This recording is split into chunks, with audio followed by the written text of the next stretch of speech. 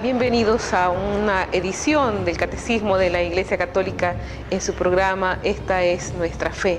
Como siempre, antes del programa iniciamos con una reflexión del Papa Emérito Benedicto XVI sobre la meditación de los Evangelios diarios, que el día de hoy corresponde al Evangelio de San Juan, capítulo 16, versos 16 al 20. Nos dice el Papa en su reflexión que Jesús, cuando dirigiéndose a sus discípulos afirma: volveré a veros y se alegrará vuestro corazón y nadie os quitará vuestra alegría, son palabras que indican una propuesta rebosante de felicidad sin fin, del gozo de ser colmados por el amor divino para siempre. Así puede plantearse el futuro definitivo que nos espera a cada uno de nosotros en sentido pleno, porque orienta el proyecto de nuestras vidas hacia horizontes no limitados y pasajeros, sino amplios y profundos, que llevan a amar el mundo que tanto ha amado Dios, a dedicarse a su desarrollo, pero siempre con la libertad y el gozo que nacen de la fe y de la esperanza. Nos sigue diciendo el Papa que son horizontes que ayudan a no absolutizar la realidad terrena, sintiendo que Dios nos prepara un horizonte más grande, y a repetir con San Agustín: deseamos juntos la patria celeste, suspiramos por la patria celeste, sintámonos peregrinos aquí abajo.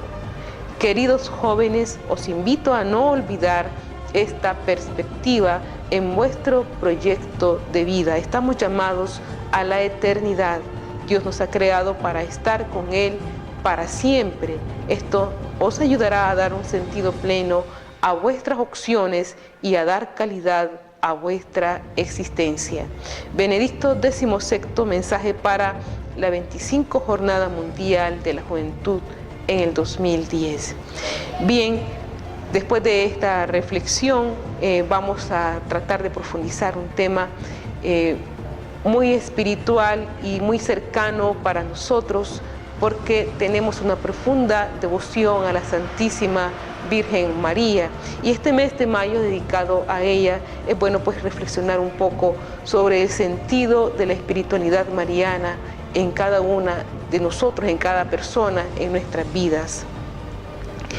Vamos a tratar de leer un poco la Constitución Dogmática sobre la Iglesia en el número 53 para qué nos dice el magisterio de la Iglesia sobre la Santísima Virgen María.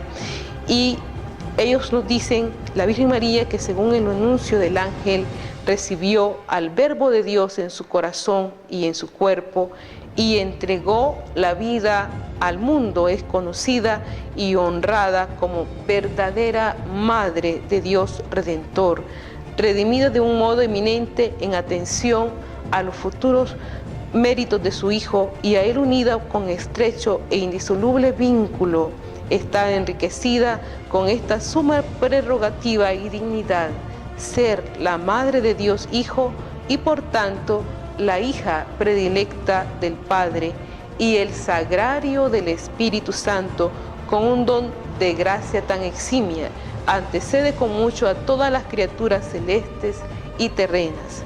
Al mismo tiempo, ella está unida en la estirpe de Adán con todos los hombres que han de ser salvados. Más aún, es verdaderamente madre de los miembros de Cristo, por haber cooperado con su amor a que naciesen en la Iglesia los fieles que son miembros de aquella cabeza, por lo que también es saludada como miembro sobreeminente y del todo singular de la Iglesia, su prototipo y modelo destacadísimo en la fe y caridad, y a quien la Iglesia Católica, enseñada por el Espíritu Santo, honra con filial afecto de piedad como Madre amantísima. Bien, el magisterio de la Iglesia nos va orientando lo que significa la figura de María para la Iglesia y también su papel en la obra de la redención. Pero veamos ahora un poco acerca de María en las apariciones marianas que nosotros vamos conociendo por la misma historia, algunas reconocidas por la Iglesia, y cuál puede ser su significado, cuál puede ser su trascendencia para nosotros en esta historia actual. Dios quiere responder a una necesidad de ternura del mundo contemporáneo, revelando su realidad materna y compasiva a través del envío de la madre de su Hijo, atendiendo a algunas apariciones marianas que ya han sido reconocidas por la Iglesia. Y las apariciones tienen que ver con la identidad propia de María y la identidad de la Iglesia, pero más en profundidad revelan esa identidad de Dios. Para entender la revelación es necesario iniciar lo que ha significado en la historia del mundo contemporáneo, en particular en el siglo XX que acabamos de concluir, y ya vamos, como nos decía el Beato Juan Pablo II, cruzando el umbral de la esperanza. Estamos ya en el siglo XXI, pero ¿qué ha significado en un contexto histórico? ¿Qué significó la historia en el siglo XX? Un siglo que se destacó por las guerras, un periodo muy sanguinario, este tipo de sentido que asentó la cultura de la muerte, guerras fratricidas entre hermanos, millones de personas. Las apariciones tienen que ver con la identidad de María y la identidad de la Iglesia, pero más en profundidad con la identidad de Dios. Para entender esta revelación es necesario pues leer un poco la historia en el mundo contemporáneo y lo que significó para el siglo XX las guerras fratricidas que marcaron para el mundo una evolución de una cultura de la muerte. Basta recordar un poco los 35 millones de mártires en las guerras. Se piensa solamente en los errores del fenómeno de las guerras bélicas que sacudieron el siglo XX. Y jamás en la historia se había perpetrado pues tanta masacre en tan grandes dimensiones. Pero nos hacemos la pregunta, ¿qué se puede hacer ante esta insensata cultura de la muerte que no da ninguna señal de arrepentimiento? No podemos ciertamente hacer las veces de Dios y sugerirle lo que tiene que hacer para salvar el mundo. Lo que tenemos que hacer es reconocer cómo en nuestra época, en vez de intervenir personalmente, Dios prefiere enviar dentro de la historia humana a María como mensajera de oración, conversión y espiritualidad. Una cultura de la vida y sobre todo una cultura de la esperanza. Se trata de una fuerte invitación para que las personas, los seres humanos, cambiemos de camino ante un futuro inminente y destructivo. Las mariofanías o apariciones de la Virgen conocen una evolución en este sentido, porque en ellas la Virgen pasa de las palabras al llanto y probablemente a sangrar. Es una manifestación del dolor que la madre siente ante la suerte de sus hijos. Es un grito de la madre que asume los tonos de la profecía para detener los pasos descabellados de gran parte del mundo y para mostrar en ella el rostro misericordioso de Dios del amor. ¿Cómo no contemplar a María llorando por sus hijos y llamándonos a la conversión, a la santidad? Examinando bien pues las apariciones marianas contemporáneas, nos vamos a dar cuenta fácilmente dos aspectos del rostro de Dios que son mediados por María: la feminidad, maternidad, y la compasión, sufrimiento. Así pues, las apariciones marianas iluminan la persona de María en relación con la continuidad de los datos bíblicos.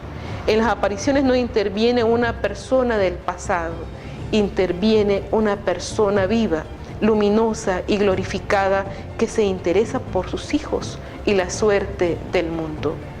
Ella no nos presenta un nuevo evangelio, al contrario, nos remite al evangelio, nos habla de oración y penitencia y va conduciéndonos a los sacramentos. Cuando quiere establecer un culto, dice que quiere una capilla, y por ello María sigue siendo la sierva del Señor y a Él nos conduce. Cuando se habla de teología, ¿cuál es el papel de la Virgen? Cada 4 años tiene lugar este congreso sobre Mariología, o lo que es lo mismo, sobre la importancia de la Virgen dentro de la teología cristiana. Estudiantes y expertos en Mariología de todo el mundo participan en este congreso, desde investigadores hasta autoridades académicas. Este año unas 350 personas se han reunido en Roma para esta conferencia. El tema que se trata es la repercusión del Concilio Vaticano II en la Mariología, en una visión de conjunto.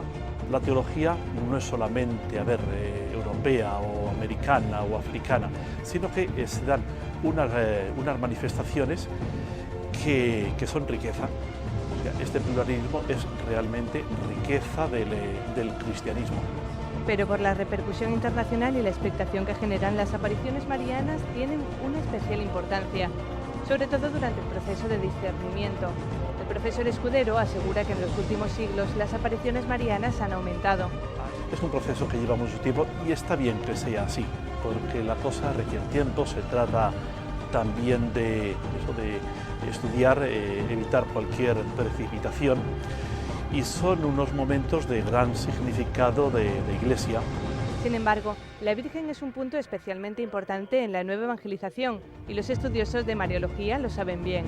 A través de estos estudios mariológicos queremos contribuir a extender la fe en la Iglesia y en el Evangelio. Benedicto XVI será el que clausure este congreso internacional desde sus residencias de verano en Castel Gandolfo. Acabamos de ver un video sobre un congreso de Mariología que se realizó en Roma, estando todavía el Papa Emérito Benedicto XVI, un congreso en el cual quieren destacar los teólogos cuál es el papel de la Virgen María. Entonces, en este sentido, se va haciendo una relectura de la Virgen María aún en los momentos actuales, en la historia. Veamos un poco el rostro materno de Dios, el primer aspecto que ya era muy interesante en la aparición de Guadalupe por la Conferencia Latinoamericana de Puebla en 1979, lee como un signo materno del Dios cercano. Desde los orígenes, en su aparición y advocación de Guadalupe, María constituyó ese gran signo del rostro maternal y misericordioso, y sobre todo de la cercanía del Padre y de Cristo, con quien ella nos invita a entrar en comunión. María fue también la voz que impulsó a la unión entre los hombres y los pueblos, dicen los obispos en la Conferencia de Puebla. Y en su condición de mujer acogedora y unificadora, María manifiesta este rostro femenino y materno de aquel que le ha enviado como su mensajera. Se trata de una presencia femenina que crea un ambiente familiar, la voluntad de acogida, de amor y sobre todo de respeto a la vida. Es presencia sacramental entonces del rostro maternal de Dios. Es una realidad tan hondamente humana y santa que suscita en el creyente la plegaria de ternura, del dolor, de la esperanza. Esto también vale pues para las manifestaciones de María en las recientes apariciones. Y estas responden a la necesidad de ternura y de amor, de tal manera que irrumpa en los corazones que son como un fierro, como concreto duro, como esas estructuras arquitectónicas, y cambiarlos en corazones que operan la paz, la conversión, la santidad. Así pues, tenemos la figura de María, ese rostro maternal de Dios, que nos llama a la acogida, a la reflexión, que también es una figura que nos llama a la mediación, a la reconciliación, al perdón, a la paz. En particular es necesario pasar de la agresividad, de la violencia, del dolor, de la muerte, a la acogida, a la esperanza, a la vida, que se concretiza en esa figura de María. Somos ante todo una sociedad que quiere recuperar el valor de la acogida, probablemente porque siente que la vida puede ser muy dura si no se tiene relación con nosotros, ese estilo de comunión a la cual nosotros estamos llamados. Si nos encerramos en la soledad, si solo se abre para la competición agresiva e invasiva, si no se acepta al otro y si no se es en una palabra acogedor, las reflexiones llegan a ser una cultura colectiva, se asumen un rostro y se personifican un mito. Y María es en gran parte el gran emblema de esa capacidad de acogernos a todos. Recordemos cómo en el mensaje de Cuapa, María pide que le llamemos Madre de nosotros pecadores. En fin, nos acoge a todos. Por lo tanto, no podemos olvidar que si la glorificada Virgen aparece debido a ese beneplácito divino trinitario que continúa a enviar a la Madre y sierva del Señor en estos diferentes marcos históricos en la historia de la humanidad y eclesial. María en las apariciones manifiesta esa solicitud materna por el destino de la familia humana necesitada de conversión y de perdón. Nosotros vamos a notar en cada una de las apariciones marianas, de las cuales están más cercanas a nosotros, Fátima, Medjugorje, Cuapa, como en ella, marcadas de un contexto histórico y doloroso muchas veces para un pueblo determinado, ella nos llama constantemente a la conversión, a la santidad, y nos llama y nos está exhortando que volvamos a la vida, a esa comunión con Dios y sobre todo a la comunión con los hermanos. En ella nos revela pues las necesidades de los tiempos y las dimensiones salvíficas de la revelación. Se puede decir que nos conduce a un tipo de conducta orientada según la voluntad de Dios. Y en este sentido es que la Iglesia discierne la veracidad de las apariciones marianas en situaciones particulares y nos llama a la conversión y nos sacuden de la pereza y nos llaman a reavivar una vida más auténtica, más cristiana. No lo hace prescindiendo del ser enviada por Dios y así pues mostrar ese rostro materno de Dios que sobre todo podemos deducir la misericordia y el amor. Así pues, y ciertamente Dios, para revelar su ternura materna, encuentra en María la criatura más apta para revelarla. María, pues, es esa imagen del Padre, generador del Verbo en la eternidad, y en ella, mediante en ella, en el tiempo, según la humanidad. De aquí el paso hacia la ternura materna de Dios, de Israel, de Isaías 49:15, Oseas 11, del 1 al 8, que encuentra una manifestación y un signo humanamente comprensible en la Virgen de la ternura. Así pues, en las apariciones marianas se manifiesta preocupada por el destino de la humanidad. Quiere impedir una guerra para instaurar la paz. Si no se convierte, nos recuerda María en Cuapa, Nicaragua seguirá sufriendo, porque ella interviene en un momento muy doloroso. Por lo tanto, debemos acoger estas señales proféticas de la presencia de la Madre de Dios, consideradas como una real irrupción de la ternura materna, porque ella se preocupa de sus hijos en nuestra difícil existencia, con el fin de ayudarnos a releer y vivir el Evangelio sobre todo. La Virgen ha manifestado una profunda humanidad, delicadeza y participación en la suerte del mundo y en la historia de cada persona. Recordemos que parte del mensaje en Cuapa, María también está preocupada por la suerte de Bernardo. En un momento, en una situación que Bernardo está sufriendo mucho, María también interviene y le invita a rezar el Santo Rosario en familia, porque no solamente se preocupa de un colectivo, también se preocupa de la persona humana. Así pues, no falta en ella una sonrisa. Recordémosla cuando se le aparece a Bernadette, la moja con agua bendita. Sin embargo, predomina también la expresión del dolor, la tristeza, porque ella también está preocupada por la suerte del mundo si el mundo no se convierte.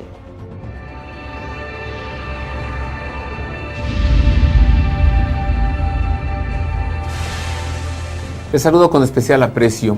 Hablemos sobre las apariciones marianas. Mientras más cercanos estamos en el tiempo, mientras más nos acercamos a nuestros días, más recurrentes son las apariciones marianas. Parece que la Madre de Dios tiene la necesidad de entregarnos más mensajes. La primera parece ser que fue Nuestra Señora del Carmen a San Simón Stock, hace más de 750 años. Luego vino Guadalupe a San Juan Diego en el Tepeyac, Lourdes, Fátima, y hay muchas más.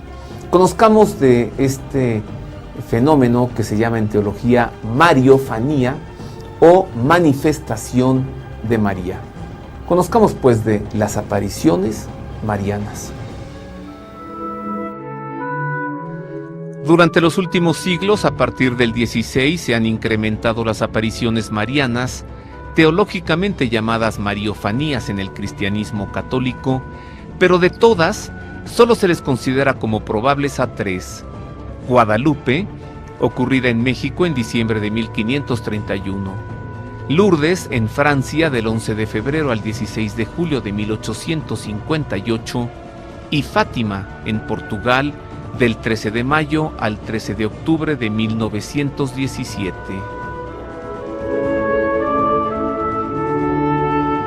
Ninguna manifestación mariana es dogma de fe porque pertenecen al ámbito de las revelaciones particulares y privadas, por lo que el creyente puede creer o no en ellas.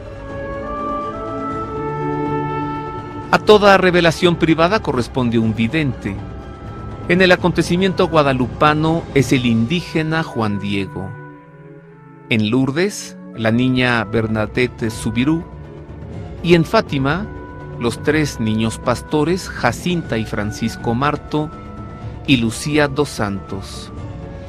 Todos los videntes de las manifestaciones marianas tienen en común la sencillez, pobreza e ignorancia, lo que les imposibilita para interpretar por sí mismos el contenido de los mensajes y para agregar significado a las revelaciones visuales y auditivas que ellos reciben. María de Guadalupe se presentó como la Madre del verdadero Dios, Nuestra Señora de Lourdes como la Inmaculada Concepción y la Virgen de Fátima como la Virgen del Rosario.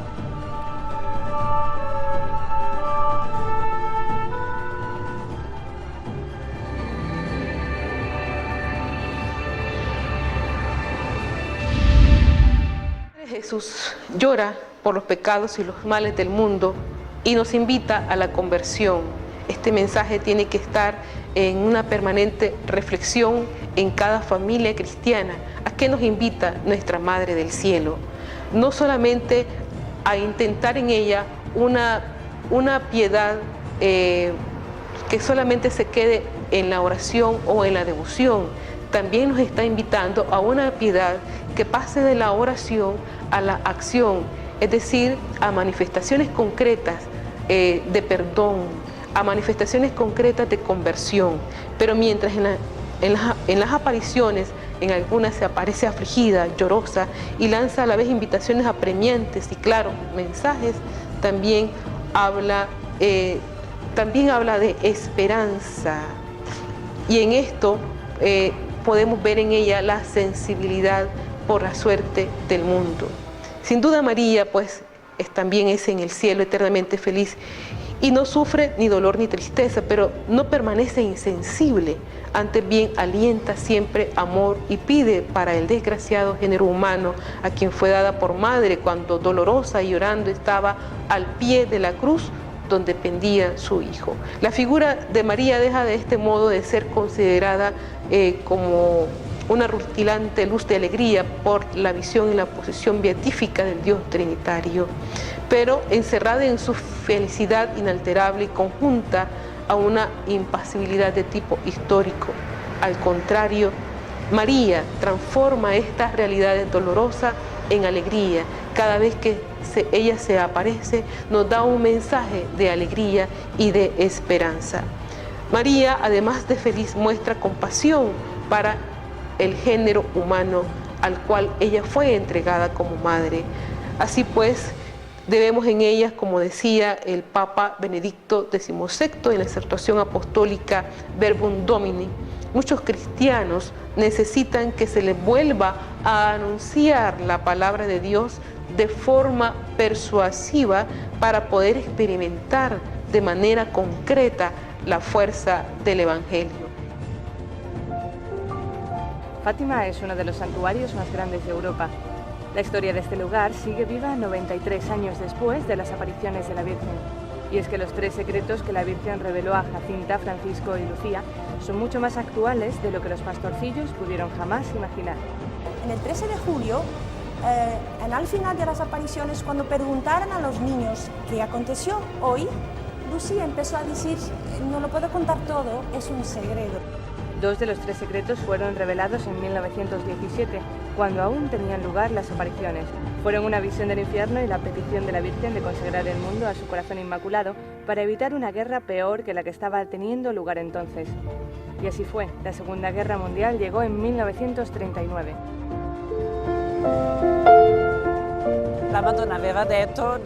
La Virgen dijo el 13 de julio de 1917 que si los hombres no se convertían, habría una guerra peor que la que estaba teniendo lugar.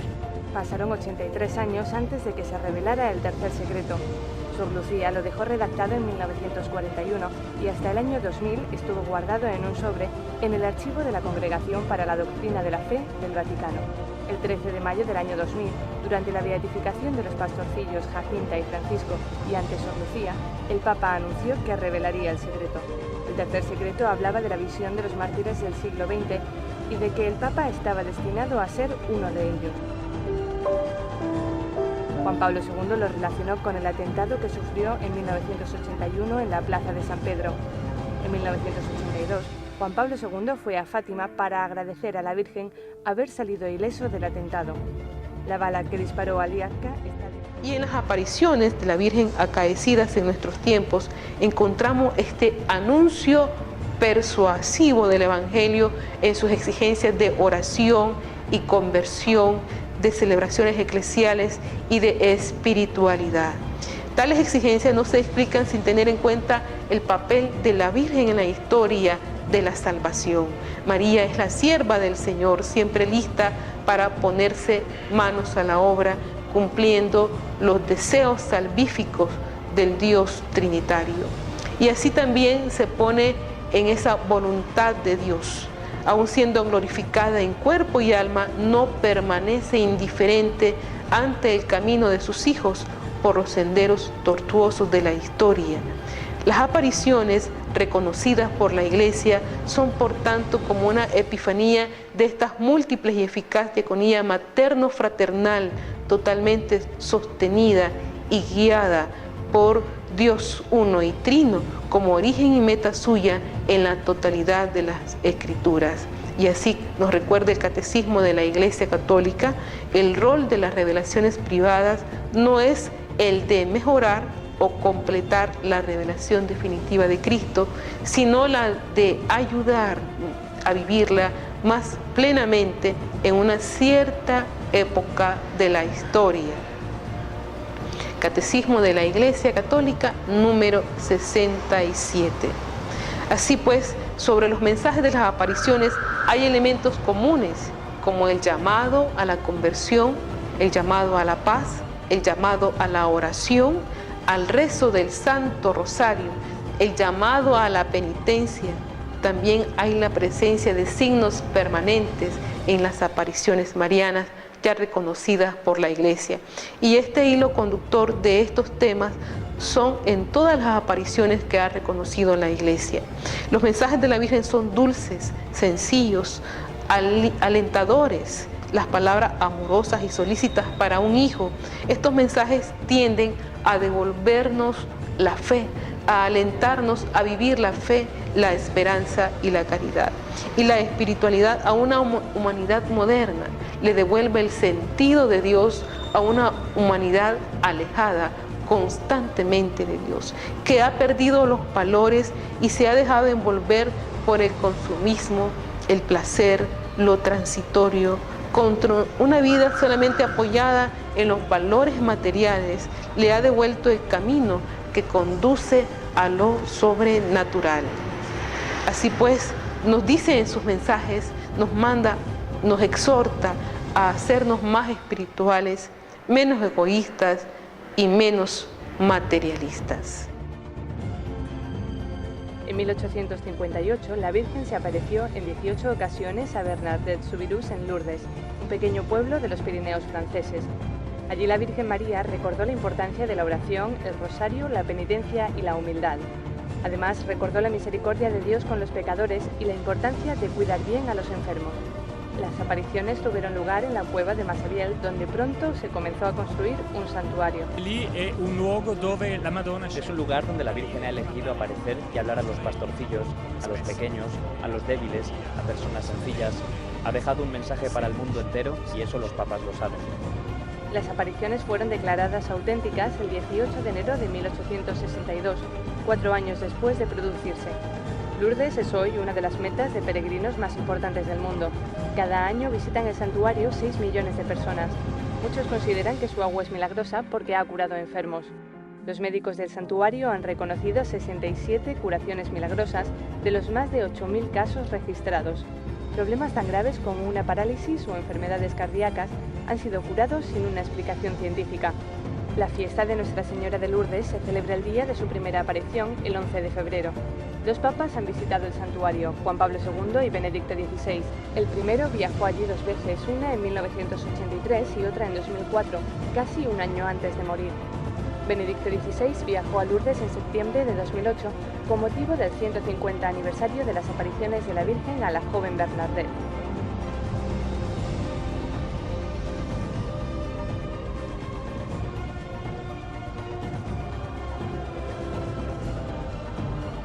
En 1858, la Virgen se apareció en 18 ocasiones a Bernadette-Soubirous, en Lourdes, un pequeño pueblo de los Pirineos franceses. Las apariciones tuvieron lugar aquí, en la cueva de Massabielle, un lugar que cada año visitan 6 millones de peregrinos de todo el mundo para rezar a la Virgen y descubrir la imagen de la pequeña Bernadette. En mi opinión, lo importante no son solo las apariciones, sino que Bernadette no llegó a la conclusión inmediata de decir «he visto a la Madre de Dios». Fue algo de lo que se dio cuenta poco a poco. Bernadette, que en aquel entonces tenía 14 años, no fue la única que necesitó tiempo para reconocer que la señora era realmente la Virgen. La Iglesia tardó 4 años y la reconoció oficialmente en 1862, tras una larga y minuciosa investigación. Poco después de las apariciones, Bernadette fue a un convento en Nevers, en el norte de Francia. En aquellos tiempos era un viaje muy largo. Allí se quedó el resto de su vida. Jamás regresó a la ruta de las apariciones. Bernadette se hizo de la congregación de las Hermanas de la Caridad y vivió en el convento de Nevers hasta su muerte en el año 1879. Fueron 13 años muy dolorosos por su delicada salud.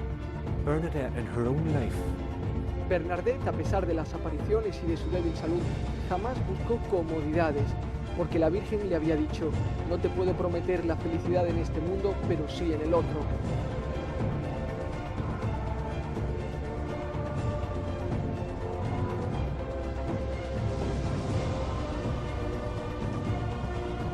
Bien, el mensaje de las apariciones de hoy es, en un principio, un diagnóstico. Nuestro mundo moderno se ha abandonado tranquila, alegremente al pecado, se autodestruye. Las amenazas son graves. Las apariciones repiten lo mismo, con un lenguaje variado, a veces alarmante, más a menudo, a veces hasta secreto, como las apariciones de Fátima o en Medjugorje, donde no se habla de amenazas, sino de sus causas, como el pecado, el olvido de Dios, y también se habla y nos da los remedios, nos da, digamos, las pautas para volvernos a Dios y que estas situaciones alarmantes no sucedan. Otras apariciones evocan las divisiones que desgarran, por ejemplo, a América Central o la amenaza de una tercera guerra mundial. Recordemos el mensaje de Cuapa. Este diagnóstico se inscribe en una historia. El mundo ha creído encontrar la felicidad y la prosperidad liberándose de Dios.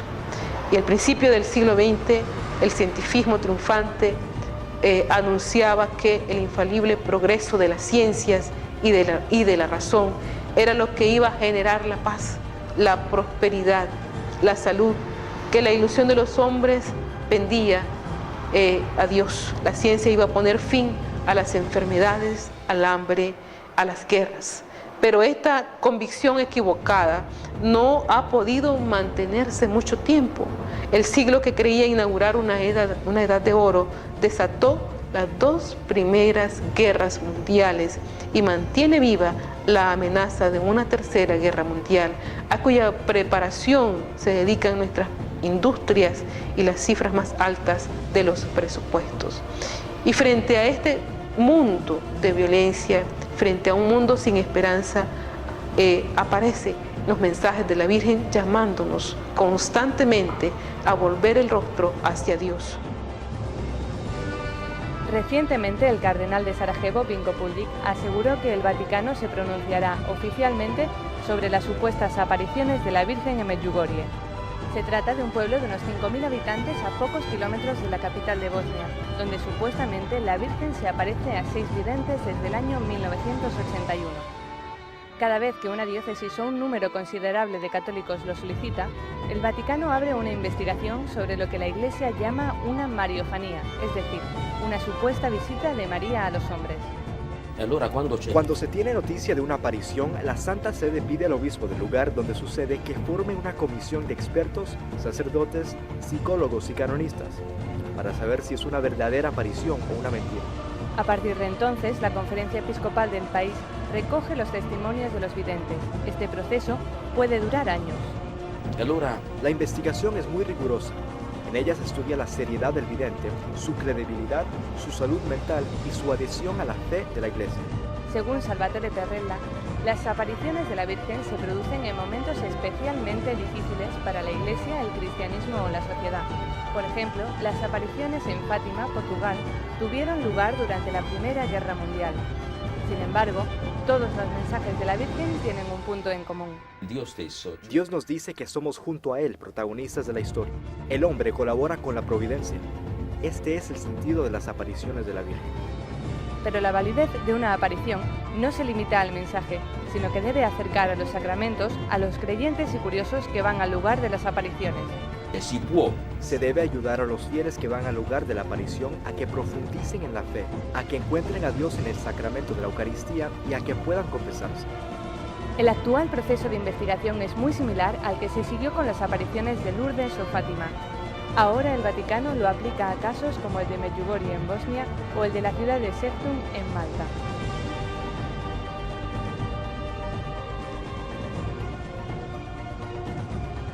Jamás tantas personas habían estado subalimentadas ni habían tantos enfermos por sobrealimentación o lujos dañosos, toda suerte de drogas a menores. La raíz del mal es el pecado, es la ofensa a Dios, la destrucción de los hombres y los multiformes fracasos del amor que se han minado las familias.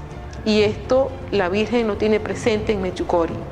En nuestros países se disminuye el número de matrimonios, aumentan los divorcios, el número de parejas sin casar se triplica, los divorcios se multiplican, el número de matrimonios religiosos desciende, nadie quiere un compromiso con Dios, nadie quiere un compromiso duradero que llame a la trascendencia, a una espiritualidad, porque se ha perdido el gozo por la fidelidad y el don de sí ha de estar objetivamente en el fundamento de la familia y de la sociedad, porque solamente se quiere lo transitorio, el placer.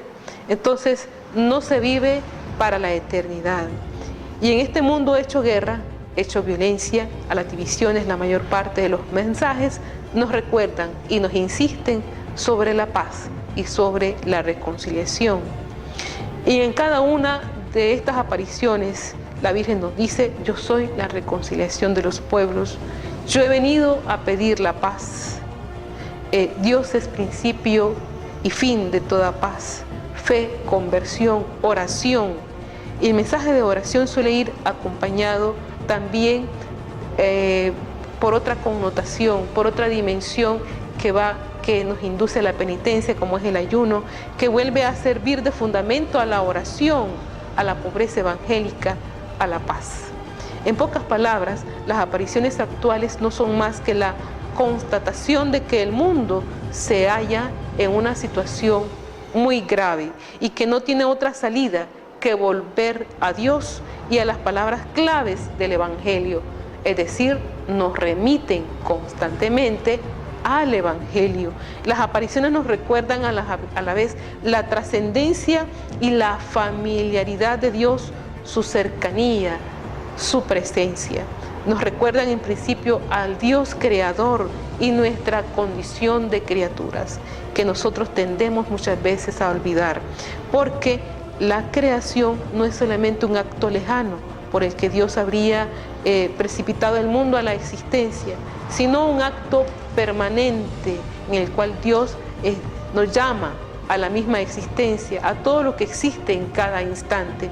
Y en esta condición de criatura no supone en absoluto esclavitud, porque lo propio del Creador es saber crear la autonomía y la libertad.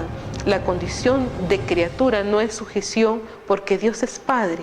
Nos ha creado por amor y por el amor. Dios, al que nosotros hemos olvidado, se convierte así en una buena noticia. Y me parece que fueron el 85 lo de mejor y no el 81. 81, bueno. Eran iguales, la misma palabra. Y no podía haberse copiado el vidente del lenguaje de Medjugorje al de Nicaragua. Máximo pues que el mensaje es igual, porque la misma madre la que hablaba. En otro idioma, lo único que usó fue el idioma diferente de cada país. Y lo digo de una forma tan inteligible. Digo también que no le gustaban los rezos muy deprisa. Le gustaban los rezos meditados. Que no quería templo, sino que quería los templos de las almas. Como dice San Pablo, recuerden que son templos vivos del Espíritu Santo. En aquel entonces, pues, yendo con el padre Salesiano, yo expuse el no de Medjugorje y el de Cuapa, para hacer una comparación y hacer ver que los mensajes eran iguales. La diferencia era el principio, el sentido el mismo, que no diferenciaban en nada. Y vuelvo a repetir, como era la misma madre, no iba a cambiar de idioma, porque ella nos ama a todos, como ha dicho ella en una ocasión después, llámeme, tú eres mi madre, la madre de nosotros pecadores. Claro que siempre como sacerdote, respetando las opiniones de la Iglesia. Vi asistiendo para hacer un seguimiento con la visita a Cuapa. Y esto pues fue aumentando y aumentando y aumentando, que hasta el día de hoy pues creo que ha mejorado, ha valorado, y con los diferentes párrocos y obispos que han estado, desde Pablo Vega, después Monseñor Bosco Vigo y a Bernardo Hombais, y ahora el nuevo obispo René Sócrates de San Diego. Y el párroco pues han variado también los párrocos. Y ahora pues este párroco hemos visto que ha promovido la devoción sin aumentarle ni quitarle. Y viendo cómo pues hasta la vez no ha hecho templo completamente, pero sí forma como la gente esté acampe en sombra. Y así que he ido no solamente para la fecha del 8 de mayo, he ido diferente. He ido con hermanos catecúmenos, he ido con diferentes personas, al menos mañana sale una peregrinación de aquí para Cuapa. Si nuestra condición de criatura nos habla de la trascendencia de Dios, nos habla también de su proximidad, porque entre creador y criatura hay una connivencia profunda, al mismo tiempo que un lazo indisoluble. No olvidemos la familiaridad concreta que se caracterizó la relación con Dios desde Abraham, a los profetas, a María, a Francisco de Asís, a Teresita de Lisieux, a los videntes que nunca tienen de esa experiencia una visión atemorizadora o inquietante. Al contrario, es sencilla, es serena, llena de paz. Para los videntes es la experiencia del Dios cercano, y en eso también la Iglesia examina la veracidad de las apariciones. ¿Qué tipo de experiencia espiritual tienen los videntes y los más cercanos, los que nosotros hemos conocido? Y sobre todo los frutos del Espíritu Santo, que nos hablan sobre todo de la alegría, de la paz, de la serenidad que produce esa relación cercana con Dios. En cuanto a María, criatura también hecha a imagen de Dios como nosotros, es la más bella imagen de Dios en la persona humana. Dios ha puesto a María cerca del Hijo de Dios para familiarizarle con los hombres. La pone cerca de los hombres para familiarizarnos con Dios. Ella es una presencia privilegiada de la misericordia de Dios entre los hombres. Por eso recibió al pie de la cruz su vocación de madre de los hombres. Escuchémosla repetirnos incansablemente lo que nosotros olvidamos leer en el Evangelio. Sí, la Virgen de la Encarnación recostada sobre el pesebre, la Virgen de Caná y la Virgen de las apariciones mismas, como decía también Santa Catalina Labouré. Ella continúa intercediendo por nosotros cerca de Cristo. No tienen vino, ha agotado sus recursos y la alegría para los que están hechos. Y continúa repitiéndonos como los servidores de Caná mientras señala a Cristo: haced lo que Él os diga. Bien, con esta reflexión terminamos este encuentro con ustedes en el Catecismo de la Iglesia Católica sobre las apariciones marianas y sobre su influencia en la espiritualidad cristiana. Hasta una próxima edición del Catecismo de la Iglesia Católica en su programa Esta es Nuestra Fe.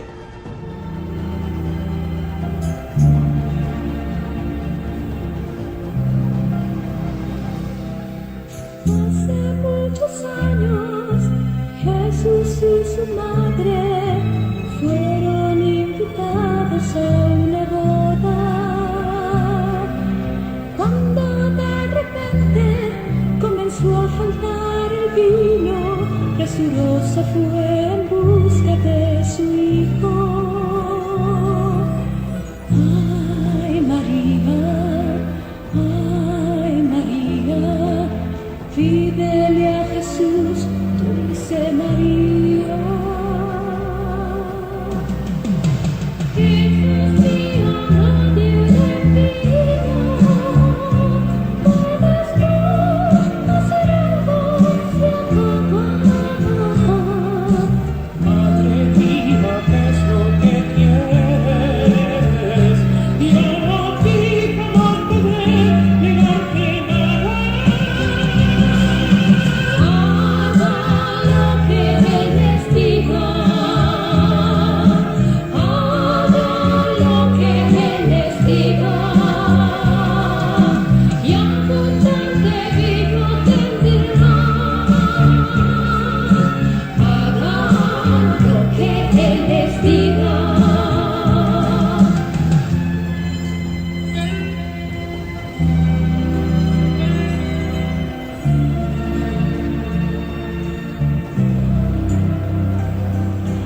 Madre, es imposible el negarte algo, me basta ver tus dulces ojos verdes.